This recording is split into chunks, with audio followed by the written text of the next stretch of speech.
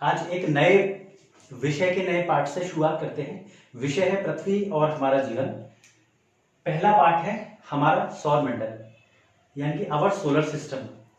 English में मैं इसलिए बता रहा हूं ताकि साथ साथ आप अपने जीवन के चरण में जब आगे बढ़ेंगे तो आपको इंग्लिश की बहुत महत्वता दिखाई देगी इधर उधर, इसलिए इंग्लिश में भी आप उसको सीखते रहिए। तो हमारा सोलर सिस्टम यानी कि आवर OUR आवर, सौर का मतलब सोलर SOLR सोलर, और मंडल का मतलब system SYSTEM our solar system, हमारा सौर मंडल। सबसे पहले जैसे मेरा हमेशा ये मानना है कि आप कोई भी पाठ पढ़ रहे हैं, कोई भी विषय पढ़ रहे हैं, आप उस विषय का पहले मतलब समझिए, उस पाठ का मतलब समझिए, उस टॉपिक का मतलब समझिए, क्या मतलब है उसका। तो आवर सोलर सिस्टम, हम जहां रहते हैं, जिस प्लेनेट पे रहते हैं, जिस ग्रह पर रहते हैं, उसका नाम पृथ्वी है, आप सबको पता होगा। ऐसे और सारे प्लेनेट हैं। एक तारा है जिसकी वजह से हमारा जीवन चल रहा है, जिसका नाम है सूर्य। हिंदू माइथोलॉजी या हिंदू धर्म के हिसाब से सूर्य को जो है तो भगवान का दर्जा दिया गया है, शायद इसलिए क्योंकि वो हमारे जीवन जीने में लगभग हर तरीके से सपोर्टिव है। प्लेनेट हैं, सैटेलाइट्स हैं यानी कि उपग्रह हैं, ग्रह हैं, एस्टेरॉइड्स रहेंगे, शुद्ध ग्रह रहेंगे, उल्कापिंड रहेंगे, यही सब सारी चीजें जो हैं, कुछ गैसेस रहेंगी हमारी एटमॉस्फेयर में, वो सब हमारे सोलर सिस्टम का हिस्सा है। तो सोलर सिस्टम एक्चुअली क्या है, सबसे पहले हम टॉपिक देख लेते हैं। आकाशीय पिंड, नक्षत्र मंडल, सौर मंडल, सूर्य ग्रह, पृथ्वी, उपग्रह, उल्कापिंड, पुच्छल तारे, ब्लैक होल वगैरह वगैरह। चैप्टर बहुत आसान है, समझाने को बहुत ज्यादा इस चैप्टर में इसलिए नहीं है क्योंकि ये जो ज्योग्राफी हमारी होती है, जो हमारा जैसे पृथ्वी और हमारा जीवन दे रखा है, ये उसका बेस है, आधार है कि आप जहां रहते हैं आसपास के वातावरण के बारे में समझिए कि वो है क्या। तो सबसे पहले टॉपिक आ जाते हैं आकाशीय पिंड। आकाशीय पिंड यानी कि celestial bodies, CELESTIAL celestial, BODIES bodies. Celestial bodies क्या होती है? बचपन में मैं क्या करता था कि जब मैं जून की छुट्टियों में गांव जाता था तो मैं खुले में सोता था। तो वहां क्या होता था कि आकाश में जो है वो तारे दिखाई दे रहे होते हैं, चंद्रमा दिखाई दे रहा होता है, सप्तऋषि दिखाई दे रहा होता है। तो वो सारी चीजें जो हम पृथ्वी से देखते हैं आकाश में, जो भी सारी चीजें हमें दिखाई देती है उस वक्त, वो सारी क्या है? आकाशीय पिंड है यानी कि सेलेस्टियल बॉडीज है। क्या क्या दिखाई दे सकता है? जैसे बहुत सारे, हो सकता है आपको बहुत सारे तारे दिखाई दे रहे हो,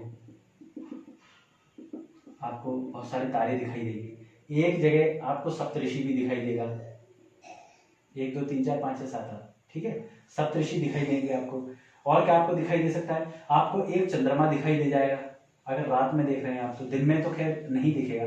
दिन में क्यों नहीं दिखेगा? इसका भी एक कारण है। क्या ये तारे और ये चंद्रमा दिन में नहीं होते हैं? जो दिन में नहीं दिखते हैं, दिन में होते हैं, परंतु सूर्य की रोशनी जो है वो इतनी ज्यादा होती है कि उसके कारण ये चंद्रमा या ये तारे या ये ध्रुव तारा या फिर ये सप्तऋषि, ये हमें उसकी रोशनी में दिखाई नहीं दे पाते। बस यही कारण है। तो सबसे पहला है सेलेस्टियल बॉडीज। सेलेस्टियल बॉडीज मैंने आपको बता दी है। पृथ्वी से आकाश में दिखाई देने वाली वे सारी आकृतियां, जैसे मैंने आपको बताया सप्तऋषि या पोलर बियर्स वगैरह वगैरह होंगी, वो सारी जितनी आकृतियां हैं वो सारी सेलेस्टियल बॉडीज कहलाती है। दूसरा है आपका कि तारे चंद्रमा से छोटे क्यों दिखाई देते हैं। अब आप ये मानकर देखिए कि पूरे सोलर सिस्टम में, यानी पूरे हमारे सोलर सिस्टम में कम से कम करोड़ों तारे होंगे। हमें लगता है कि हम तारों को गिन लेंगे, लेकिन नहीं गिन पाते हैं। कभी आपने कोशिश की होगी, जैसे मैंने अक्सर रात में कोशिश की थी कि मैं तारों को गिनूं, मगर वो व्यर्थ रहा। कभी आप तारों को नहीं गिन पाएंगे।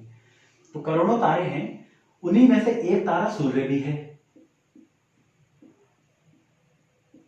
अब सूर्य इतना दिखाई देता है और सारे तारे क्या होते हैं? बस टिमटिमाते हुए बहुत छोटे से दिखाई देंगे, जबकि चंद्रमा इतना बड़ा दिखाई देता है। ऐसा क्यों हो रहा है? जबकि तारे जो है वो चंद्रमा से कम लाख गुना बड़े होते हैं। लेकिन ऐसा क्यों हो रहा है? उसका कारण ये है कि जब हम पास से कोई चीज देखते हैं तो वो क्या है, हमें बड़ी दिखाई देती है। जैसे अगर मैं इस मार्कर को आपके कैमरे के सामने ले आऊं तो आपको ये बड़ा दिखाई दे रहा होगा। अब मैं इसे दूर लेके जाऊंगा तो देखो ये आपको छोटा होता जाएगा। अभी हम इस दो मार्कर के साथ देखते हैं, जैसे ये दो मार्कर हैं, आपको दोनों एक समान दिखाई दे रहे हैं। अब एक को मैं यही रख रहा हूं और दूसरे को देखो पीछे लेके जा रहा हूं, पीछे आया। अभी आपको ये वाला जो है लाल रंग वाला ये बड़ा दिखाई दे रहा होगा और ये छोटा। तो जब हम चीजें अपने पास से देखते हैं तो हमें चीजें बड़ी दिखाई देती हैं। तो क्योंकि जो हमारे चंद्रमा है वो पृथ्वी के निकट है और ये तारे जो हैं वो कई लाख लाइट ईयर्स की दूरी पर होंगे। अब आपने कहा सर ये क्या बोला आपने, लाइट ईयर्स। अब अगर दूरी कम है तब तो हम उसको किलोमीटर में, मीटर में या सेंटीमीटर में नाप लेते हैं। लेकिन जब दूरी बहुत ज्यादा लाखों करोड़ों अरबों खरबों किलोमीटर्स में हो तो फिर हम अपना समय नष्ट नहीं करते हैं, हमने उसको एक अलग नाम दे दिया है, लाइट ईयर्स। लाइट ईयर क्या होता है? प्रकाश की एक गति होती है जो प्रकाश चल रहा होता है। जैसे आपने बचपन में एक सवाल देखा होगा कि भैया ताजमहल ज्यादा दूर है कि चंद्रमा? तो आप कहते हो कि ताजमहल ज्यादा दूर है। क्यों दूर है? क्योंकि हम आंखों से चांद को देख सकते हैं लेकिन हमें ताजमहल दिखाई नहीं देता। उसका कारण दूसरा है। लेकिन आप एकदम से जो चांद को देख रहे हैं उसका कारण क्या है कि आपने जो देखा उसकी गति कितनी होगी? 3 लाख 3 × 10⁸ मीटर पर सेकेंड, 3 लाख किलोमीटर, यानी कि 3 × 10⁸ मीटर पर सेकेंड। ये मीटर पर सेकेंड हो गया, ठीक है। यानी कि इसको हम बोलते हैं 3 इंटू का मतलब गुणा 10, 10 लिख रहा है, 10 रेज टू दी पावर। जैसे किसी चीज को ऊपर उठा के रख दिया हो, इंग्लिश में होता है RAISE, raise to the power. जो हम ऊपर लगाते हैं रेज टू दी पावर, या 10 की घात हिंदी में बोलते हो, रेज टू दी पावर 8। अब यहाँ 8 है तो 8, यानी कि 3 × 10⁸ इसका क्या मतलब होता है कि 3 अब इंटू 10⁸, यानी कि 10 8 बार। तो 10 में कितना जीरो होता है? 1, तो 8 जीरो लगा दो। 1 2 3 4 5 6 7 8 मीटर पर सेकेंड, यानी कि 1 सेकंड में, जैसे घड़ी चल रही है 1 2 3 4, तो 1 सेकंड में इतने लाख किलोमीटर, या 3 × 10⁸ मीटर। मीटर कितना होता है? इतना मीटर होता है। 1 मीटर इतना बड़ा होता है, यहां तक होता है 1 मीटर। तो इतनी 1 सेकंड में जब इतनी दूरी चल ली जाएगी, ये शायद सोचने में बहुत आपको छोटा लग रहा होगा, बहुत बड़ा है।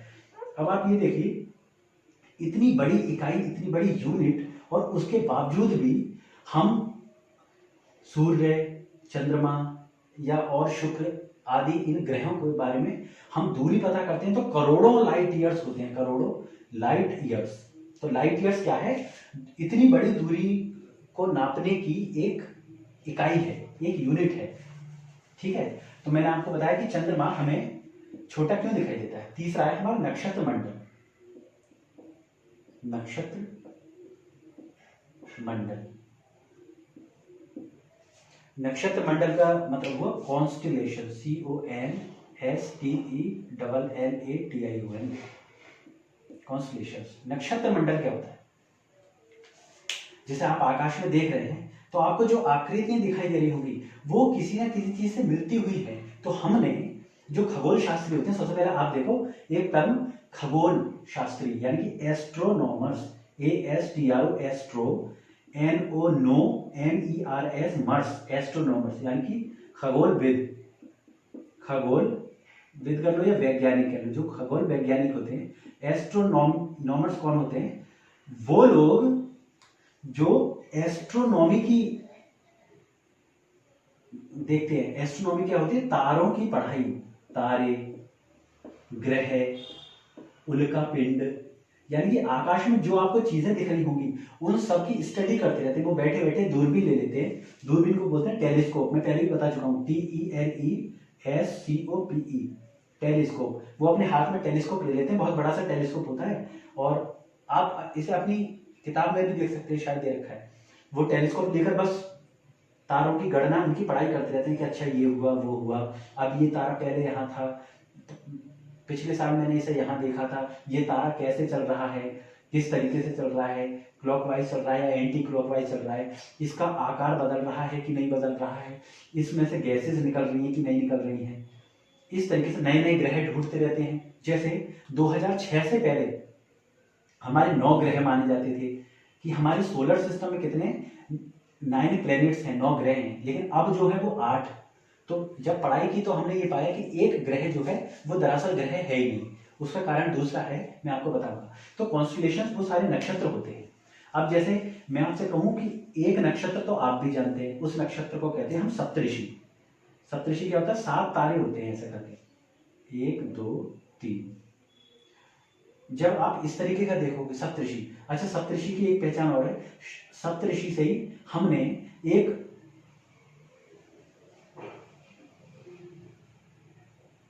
सप्तऋषि से ही हमने क्या किया, हमने एक और तारा निकाला जिसको हम बोलते हैं ध्रुव तारा। ध्रुव तारा भी कॉन्स्टिलेशन नक्षत्र मंडल।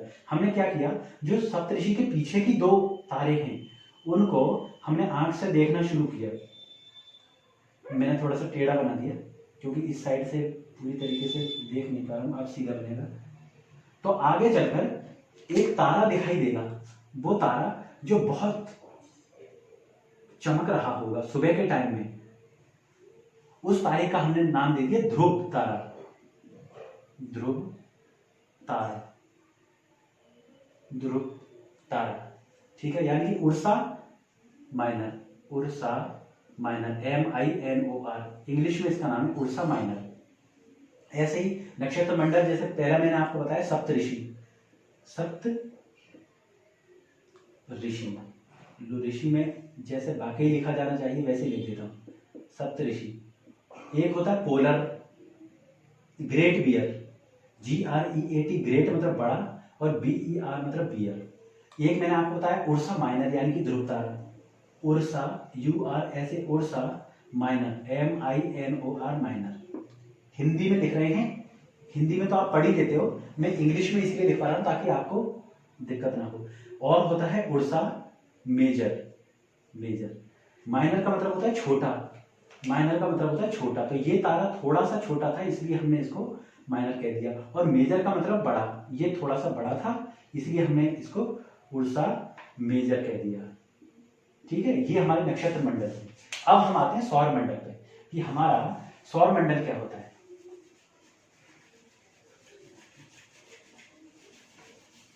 सौर मंडल यानी कि अब तो यही ऊपर वाले आ गए ना, सौर मंडल। सौर मंडल, सौर मंडल का दूसरा नाम होता है सौर परिवार, सौर परिवार। इंग्लिश में इसको बोलते हैं या तो सोलर सिस्टम और या फिर solar family, SOLAR, solar. Solar का मतलब होता है सन, जैसे सोलर एनर्जी, सौर ऊर्जा। सोलर और परिवार का मतलब फैमिली, सोलर फैमिली भी बोलते हैं इसको। अब मुझे ये बताइए कि फैमिली में कौन कौन होता है।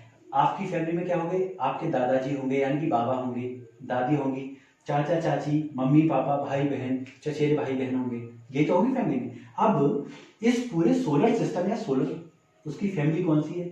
अब इसमें देखो सबसे पहले आए दादाजी। दादाजी कौन, सबके बाप, बाप के भी बाप यानी कि दादाजी, उसको हम कहते हैं सन यानी कि सूर्य। इन्हें हम दादाजी क्यों कह रहे हैं, क्योंकि जैसे परिवार में क्या होता है, एक दादाजी का काम होता है ना कि अगर राशन खत्म हो गया है किचन का, या जिनके दादाजी नहीं है वो काम पापा जी करते हैं।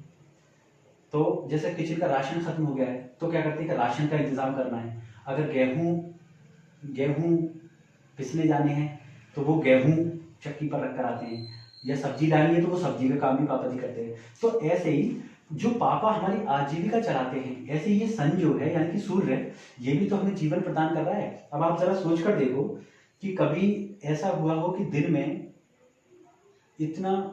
इतनी घनेरी आंधी आ गई हो कि सूर्य की रोशनी ना पहुंच पा रही हो। तो आप सोच कर देखो कि अगर आप 5 मिनट में इतने विचलित हो जाते हैं, अगर यही सारा वक्त होता रहे तब क्या आप जीवित रह पाएंगे? आप नहीं रह पाएंगे। क्यों नहीं रह पाएंगे? क्योंकि जो पेड़ पौधे हैं वो भी सौर्य ऊर्जा का इस्तेमाल करके अपना खाना बनाते हैं, फोटोसिंथेसिस यानी कि प्रकाश संश्लेषण के थ्रू। आगे आपके चैप्टर्स में आएगा, वो मैं आपको बताऊंगा, फोटोसिंथेसिस के थ्रू। या हम जो देख पा रहे हैं, अब हर वक्त तो लाइट नहीं की जा सकती ना, लाइट भी दरअसल सूर्य से ही बनाई जा रही है। जो आप साग सब्जियां खा रहे हैं वो भी सूर्य से बनाई जा रही हैं। तो सूर्य के बिना तो ये सब पॉसिबल ही नहीं है। तो सबसे पहले सन हो गए, सन के बाद कौन है? फिर है, अब जैसे पृथ्वी माँ है तो इसीलिए हम पृथ्वी को माँ बोलते हैं। तो पृथ्वी यानी कि प्लैनेट्स, तो सोलर सिस्टम में क्या हो गए? प्लैनेट्स हो गए, यानी कि ग्रह रहेंगे सब, ठीक है। और ग्रह के बाद क्या आते हैं? उपग्रह। प्लैनेट्स को हम बोलेंगे ग्रह। और फिर हमारे होते हैं सैटेलाइट्स, SATELLITES, सैटेलाइट्स मतलब उपग्रह। अब देखो, सन तो हमारे हो गए पापा जी, तो इनको हम बोल सकते हैं पापा जी नमस्ते। प्लैनेट्स हो गई हमारी मम्मियां, तो हम मम्मी को नमस्ते बोल सकते हैं। सैटेलाइट्स हो गए हम बच्चे। अब देखो होता क्या है कि जैसे एक सारा घर जो है वो पापा के आसपास घूमता रहता है, ऐसे ही इसमें क्या होता है, जो हमारा सन है उसके आसपास सारे प्लैनेट्स घूमते रहते हैं अपनी शाखाओं में। यानी कि मम्मी भी आके पूछेगी कि ए जी आपने खाना खा लिया कि नहीं, फिर आगे पूछेंगे ए जी आपने चाय पी ली, आपके लिए चाय बना दूं। यानी कि जो सन है, जो पापा हैं, उनके आसपास सारे प्लैनेट्स घूमते हैं, यानी कि पूरा घर जो उन्हीं के आसपास घूमता है। अब बच्चे यानी कि सैटेलाइट, सैटेलाइट्स का मतलब हो गया बच्चे, प्लैनेट्स की मतलब हो गई मम्मियां, यानी कि मैंने मम्मी लिख दिया, और सन का मतलब हो गया पापा जी, पापा जी। अब मम्मी तो पापा जी के आसपास घूमती है और बच्चे मम्मी के आसपास घूम रहे हैं। मम्मी के आसपास जो घूमते रहते हैं, जैसे सैटेलाइट क्या होती है, जैसे पृथ्वी की एक सैटेलाइट है चंद्रमा, तो वो चंद्रमा क्या है, पृथ्वी का चक्कर लगाती रहती है। अब ये तो पृथ्वी का चक्कर लगा रही है और पृथ्वी क्या कर रही है, सन का चक्कर लगा रही है। तो क्या ये बच्चे सन का चक्कर नहीं लगा रहे लौट फिर के? तो इस तरीके से हमारी सोलर फैमिली होगी। उसमें कौन कौन से आते हैं, जैसे क्षुद्र ग्रह है वो भी आते हैं, उल्का पिंड, पुच्छर तारे वगैरह, ये सब हमारी सोलर फैमिलीज में आते हैं। अब हम अगले पे आते हैं सूर्य और ग्रह। उससे पहले मैं क्या करता हूं, आपको एक सोलर सिस्टम बना देता हूं। जैसे सोलर सिस्टम में क्या है, एक है सन, ये देखो मैंने बनाया सन, लाल कलर का सन बना दिया ताकि आपको आसानी हो जाए इसे देखने में। अभी आपका सन हो गया, ठीक है। अब इसके और पास सारे प्लैनेट घूम रहे होंगे, कैसे? इलिप्टिकल फॉर्म में, गोल गोल नहीं, एक तरफ तो ज्यादा दूरी होगी और एक तरफ कम, इसी तरीके से घूमते हैं ये। मैंने थोड़ा सा गड़बड़ बना दिया है, एक हो गया, 2 3 4 5 6 7 8, ठीक है, ये हमारा सन है। अब देखो सबसे पहले आपका ग्रह होता है मरकरी यानी कि बुध। तो सबसे पहले मैं लिख रहा हूं, इंग्लिश में लिख देता हूं मरकरी, फिर वीनस, अर्थ, मार्स, जुपिटर, सैटर्न, यूरेनस और नेपच्यून, ठीक है। यानी कि पहले होता है मरकरी, यानी कि सबसे पहले आएगा बुध ग्रह, फिर आता है वीनस, फिर आता है शुक्र ग्रह, फिर अर्थ यानी कि पृथ्वी। अब देखो पृथ्वी वैसे तो तीसरे नंबर पे है, सूर्य से देखा जाए तो तीसरे नंबर पे, सबसे पहले बुध ग्रह, फिर वीनस यानी कि शुक्र ग्रह। तो सुबह को जो आपको सबसे ज्यादा जो चमकता हुआ दिखाई देगा वो दरअसल शुक्र ग्रह ही होता है। फिर आता है अर्थ यानी कि हमारी पृथ्वी, फिर मार्स यानी कि मंगल, मंगल पे जीवन ढूंढ रहे हो ना, तो इसीलिए हम अर्थ से सिर्फ मार्स तक जा पा रहे हैं। अभी हमारी टेक्नोलॉजी इतनी है। मार्स, मंगल, मंगल के बाद है जुपिटर यानी कि बृहस्पति, मरकरी, वीनस, अर्थ, मार्स, जुपिटर, जुपिटर बृहस्पति, ठीक है। जुपिटर, जुपिटर के बाद सैटर्न, सैटर्न का मतलब होगा शनि, फिर यूरानस, फिर नेपट्यून। यानी कि 2006 से पहले जो 9 थे उनमें नमा में एक और था, उसका नाम था प्लूटो, प्लूटो, ठीक है। अब देखो जो बुध है यानी कि जो मरकरी है, बुध पे जीवन इसलिए संभव नहीं है क्योंकि ये सूर्य के बहुत ज्यादा करीब है। यहां पर तुम जाओगे तो तुरंत जल जाओगे। वीनस, वीनस थोड़ा सा दूर है, जीवन हो सकता है लेकिन क्यों नहीं है, क्योंकि वहां पर ऑक्सीजन प्रेजेंट नहीं है। अर्थ जो है, अर्थ जो है, अब देखो मैं धीरे धीरे इस पृथ्वी की तरफ आ रहा हूं। अर्थ जो है वो हमारी पांचवी, आकार के हिसाब से पांचवी बड़ी है, यानी फिफ्थ लार्जेस्ट है, पांचवें नंबर की आकार में बड़ी है। ये सब लोग आप कॉपी पे उतार लेना, ठीक है, मैं यहां से मिटा दे रहा हूं। पांचवें नंबर की है, यानी कि जो हमारी अर्थ है वो पांचवें नंबर की बड़ी है। अब अर्थ में क्या है, अर्थ को हम बोलते हैं, देखो एक तो यहां पर सिर्फ अर्थ पे जीवन पॉसिबल है। जीवन पॉसिबल का मतलब है सिर्फ यहीं पे जो है वो जीवन है अभी तक हमारे हिसाब से, क्योंकि अभी तक हम ये दरअसल सही मायनों में देखा जाए तो जान ही नहीं पाए हैं कि आगे जीवन है भी या नहीं है, क्योंकि अभी तक हमारी जाने की भी सिर्फ मार्स पे है। जैसे हमने मार्स को पता लगा लिया है कि मार्स पे ऑक्सीजन है, लेकिन अभी वो हमारे मतलब की नहीं है।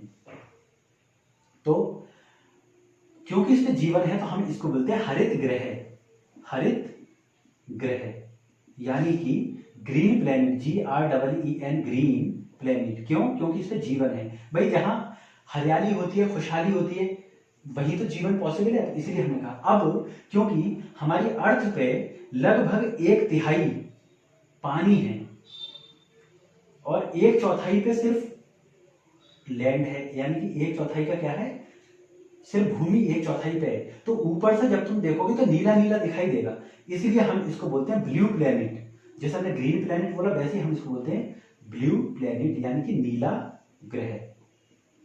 ये सिर्फ मैं इसलिए बता रहा हूं क्योंकि आपकी उसमें ये दे रखे हैं।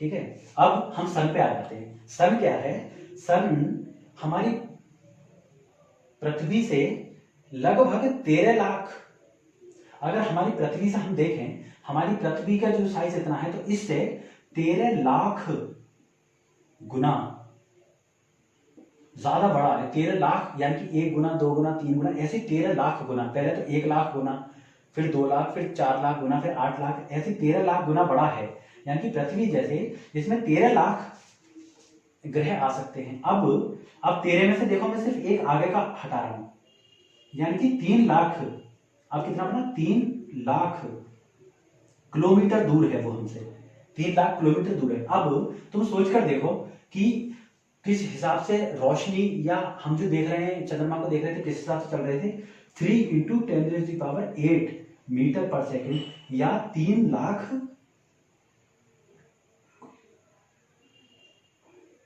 इतनी स्पीड से, यानी कि ये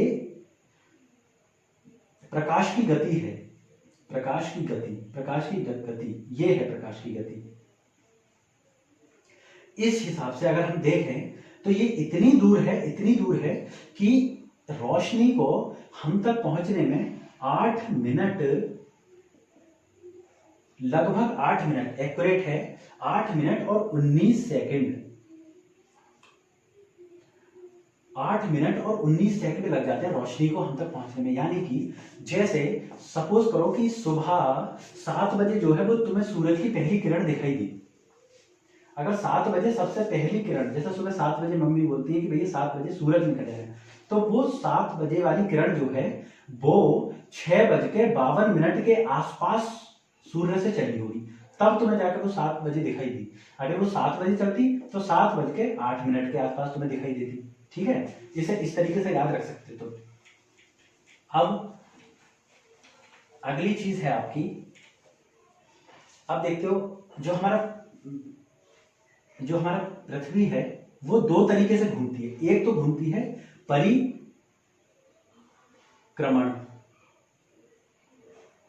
और एक होता है परिभ्रमण।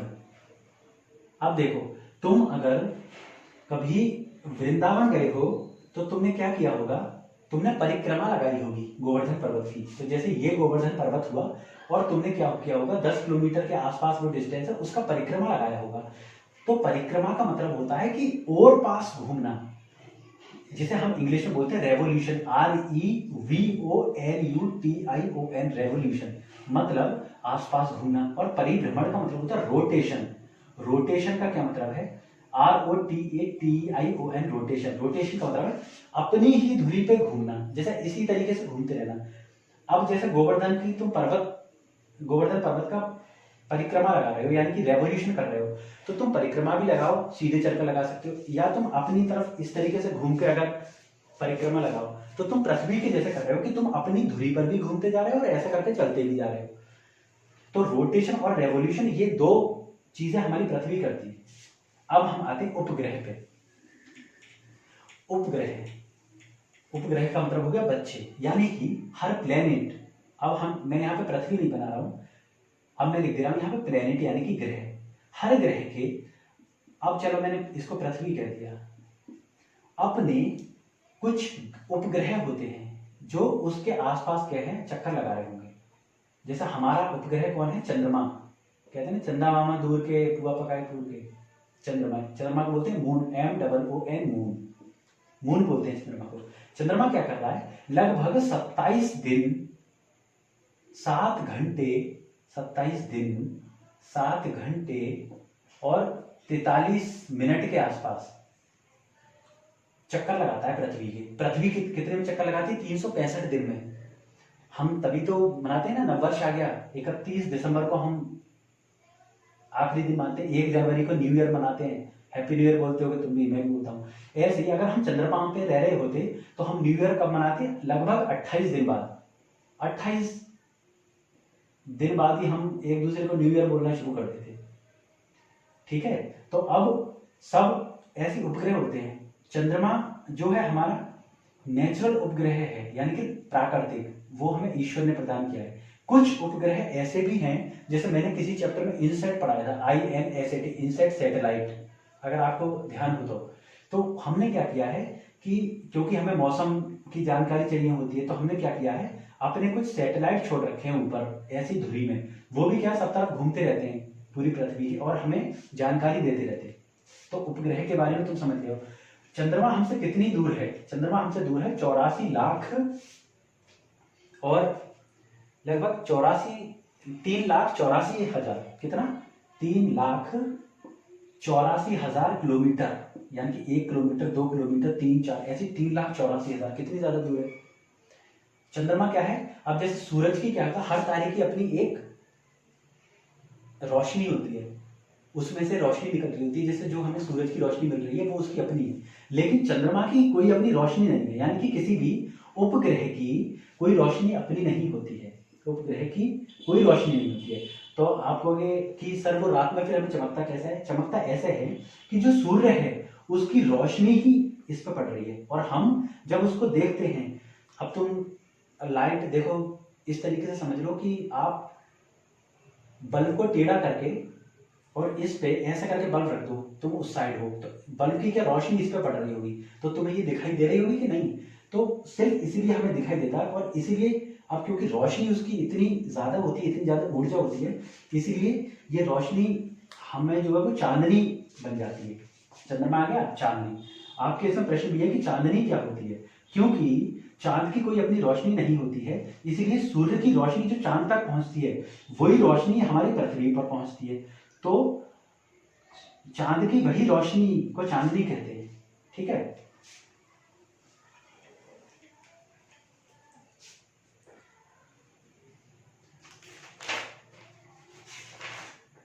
अब जो मैंने सन बनाया था उसके आसपास जो है वो प्लेनेट घूम रहे थे। तो कुछ प्लेनेट होते हैं वो तो घड़ी चलने की दिशा में घूमते हैं, और बाकी जो होते हैं वो अलग दिशा में। तो जो घड़ी चलने की दिशा में है उन्हें कैसे याद रखोगे? उन्हें याद रखो UV।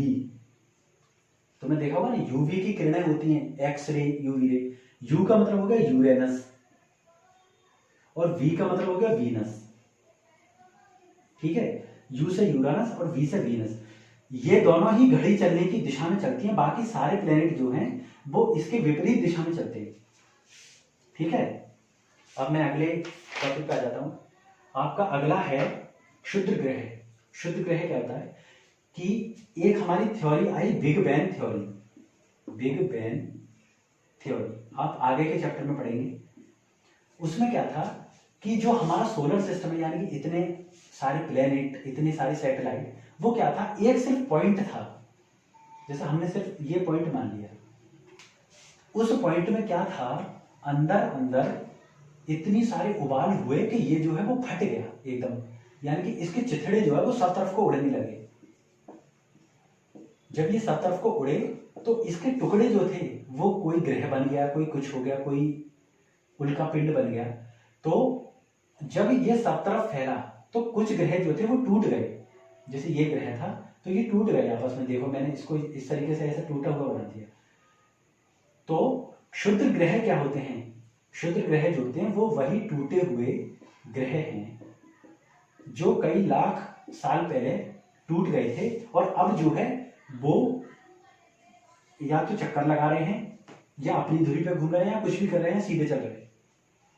अब अगर तुम सोच कर देखो कि कोई ऐसा ग्रह, जैसे कि बुध ग्रह को मान लो आप या मंगल को मान लो, अगर कई लाख साल बाद वो भी ऐसे ही टूट जाए तो वो भी क्षुद्र ग्रह में शामिल हो जाएगा।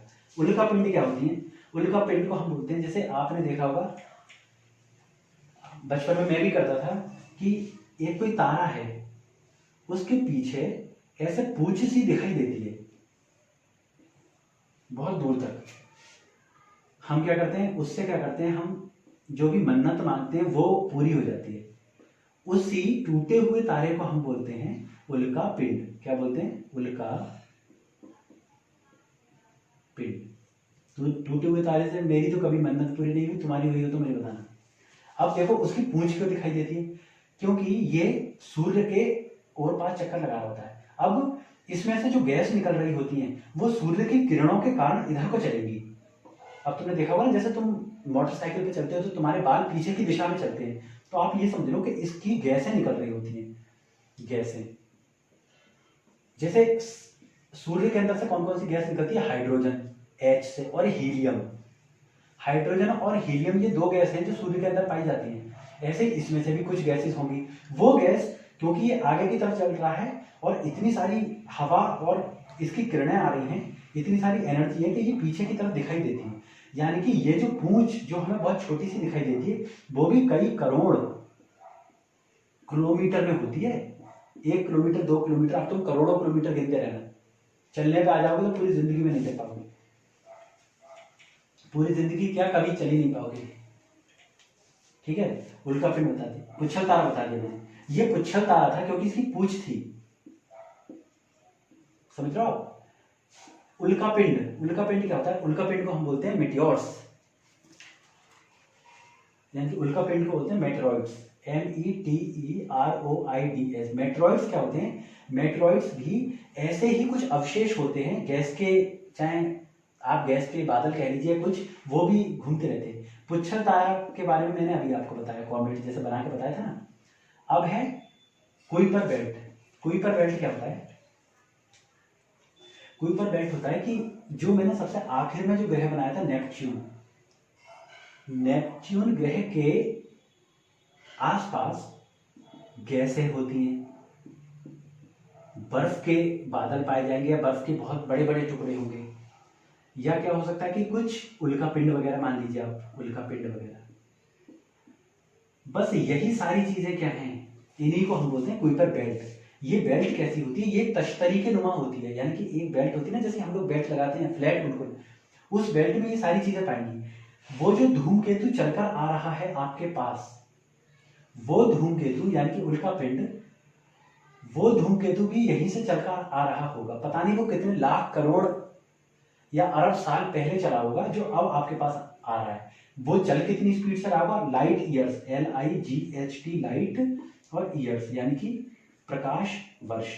प्रकाश वर्ष क्या होता है कि एक वर्ष में, प्रकाश वर्ष, ईयर का मतलब वर्ष और लाइट का मतलब प्रकाश, यानी कि 3 × 10⁸ मीटर पर सेकंड के हिसाब से एक साल तक कोई चीज चलती रहे, एक साल तक, तो वो कितनी डिस्टेंस यानी कि कितनी दूरी तय कर लेगी, उतनी दूरी को हमने मान लिया कि ये हमारी दूरी हो गई। यानी कि एक साल तक लगातार इतनी इतनी तेज स्पीड से, यानी कि जितनी रोशनी चलती है एकदम फटाक, उतनी स्पीड से चलता रहे, तब हम कहेंगे 1 लाइट ईयर उसने चला। तो बताइए कितनी लाइट ईयर्स पहले चला होगा।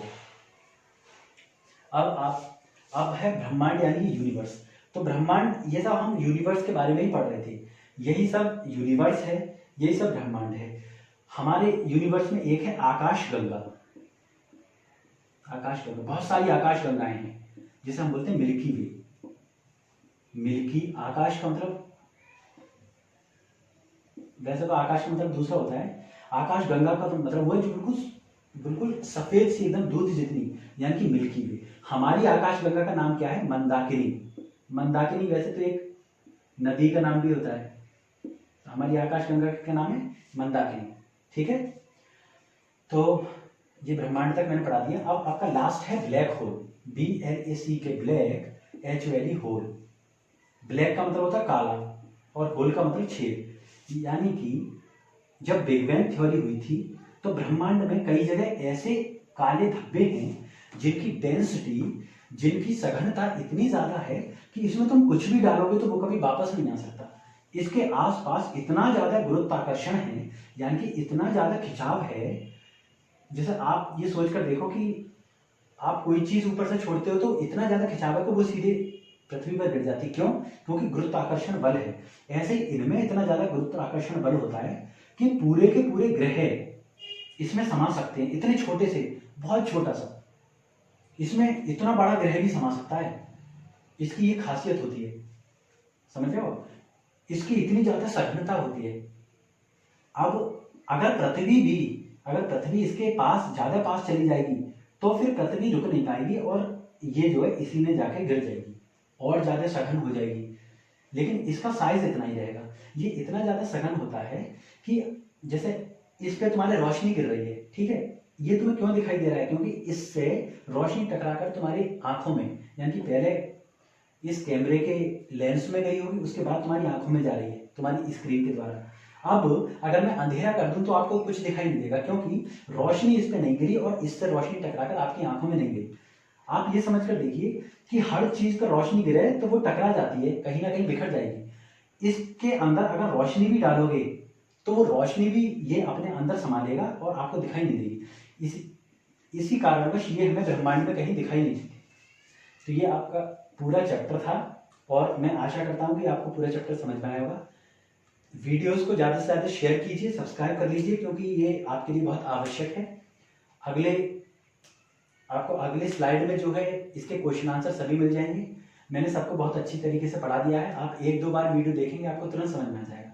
क्वेश्चन आंसर की कॉपी आप जरूर बनाइएगा।